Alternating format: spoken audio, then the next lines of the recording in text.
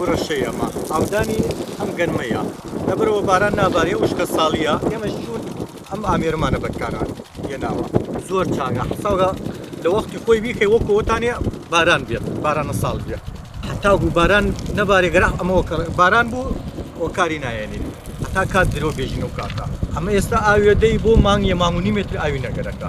تا مانگیە بۆ مانگونی وێتر تقریبا ئێستا 3 دانە سعات گەرە ئیشکا دوای ئەوە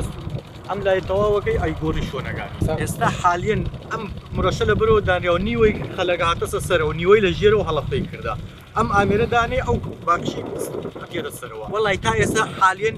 دیار نییە نا وشکە ساڵی بەس ئەگەر نەیکەی وشکە ساڵی باران تا 15 ڕۆژ تیژنەوارێ ئەوێتە وشکە ساڵی لای ئێمە ئەم دەیما شخصی خۆم نەمدەوە ئەم ساڵ یەکەم ساڵەکردم بەس بینیمە زۆر کردیانە بەڵێ وەکو بارانە ساڵی نایێت لە ئێستادا هیچ ناکەم تایسە نییە لەبەرەوە خۆمان نەزانین لە قەیرانە حکومەت دۆزیە لە کاتە بەرهەم دێدە ناو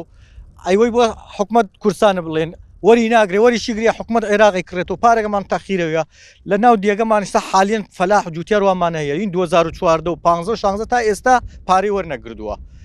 ئەودی باس هەفتەوەشتە جارێ ئەوانەیان وەرنەگرد وەم شێوەیشە خۆتان نەیبینی نساوە تا هەمووی بە پارەی خۆمانیشە کریە گەنمە تۆم دەرمانە هەمووی خۆمانێکن مرەشەیە گشتی وەم حاڵەتە دروستەکرێ